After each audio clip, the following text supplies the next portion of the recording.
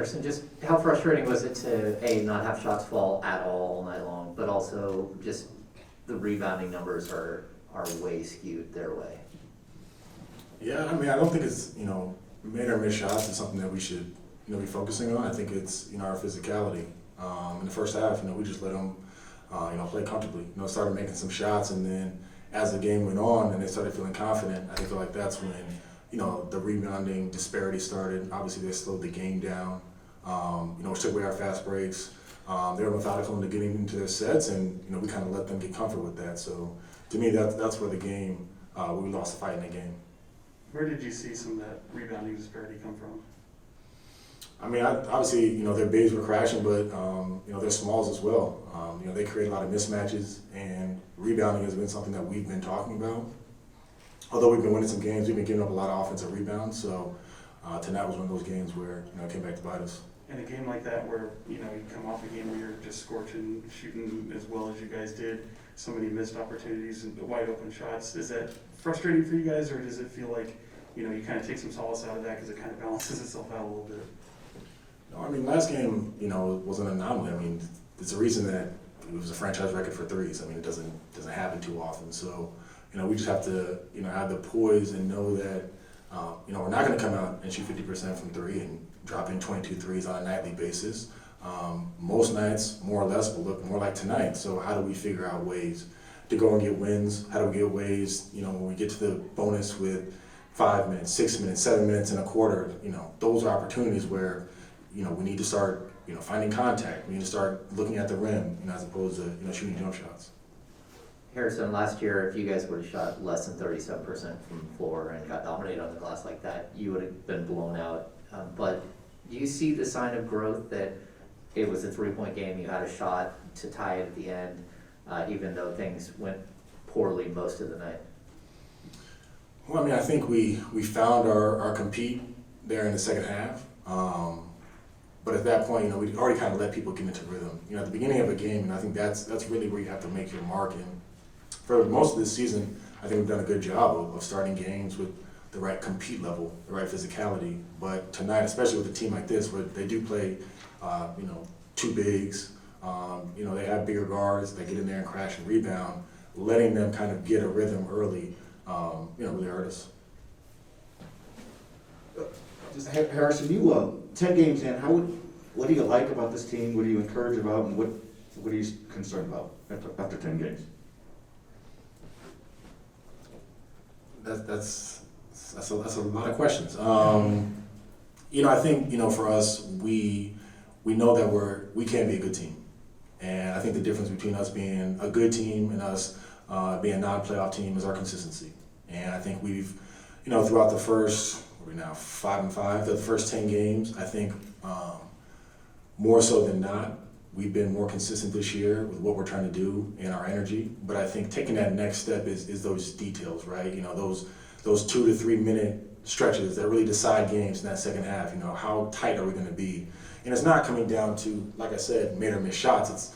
It's an offensive rebound. It's a miscommunication in a pick and roll. It's an untimely turnover where they get a fast break layup. Those are the types of things where we just have to just be a little sharper, when we're playing these playoff teams, to get over that hump of being a team that's a little bit under 500 to a team that's over 500. Harrison, going back to what you had just said before about there's Indiana's style of play. Of course, they got their two bigs, Turner and Sabonis, and they're not really overly big team. I mean, a lot of 6'6", 6'7" players, but the defense. How can you describe how they were playing the defense on you guys? Because Fox and Halliburton, they only got like 3 assists apiece, but it was their defense that really worked out for them. But what were they doing on the floor to disrupt what you guys were doing? I mean, look, I played for Coach Carlisle. I mean, they're gonna be solid in their stuff. They're gonna make you work. But the thing that we have to get to as a group is when we're playing good teams, especially with shot blocking bigs and just longer wings, we have to get the ball moving side to side. That's when we're going to get our best possessions. Yes, we can call play calls and things like that, but against good teams, against playoff teams, you have to move the ball side to side. You have to just play out of out of random ball movement, can't be scripted, and that's how we're gonna get our easy shots. So I think for us, that's our next, progression is, when we're playing these teams like this, who, if we simply just call our plays, can do a good job of stopping those, what's that next step? Just a couple more guys, go ahead, Mike. Harrison, first of all, you've been a bright spot for the first 10 games of the King season, and I know the team and the fans appreciate that. My question is, you said earlier that when we get teams in foul trouble, we should go try to get a foul, whatever. Is that something that the coach tell you to do, or something that the players should know instinctively that that's something that they should do when they get a team in foul trouble and take advantage of it?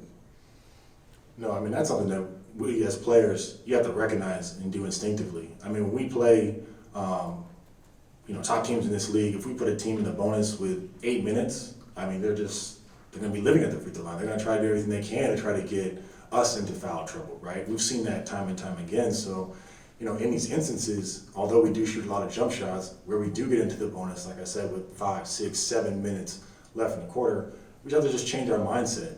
We can always get, catch and shoot threes, dribble up threes. And I'm not saying that we're not gonna shoot those, but it's that conscious effort of attacking the rim. Clearly, somebody's fouling on the floor, right? So there may be foul trouble issues, there may be opportunities where we can, create contact and put pressure on the official to get a foul, but, us kind of getting into the bonus with that much time and only shooting 2 free throws, that's a missed opportunity when we're not getting fast break baskets. All right, we'll do last question on Zoom, Harrison. Matt George. Hey Harrison, typically we only hear media and reporters and things like that talk about this, but the difference between a matinee performance, an earlier start, and a regular scheduled game, is it that significant from a player's standpoint to where slow starts like this seem to happen more often than not for at least one team?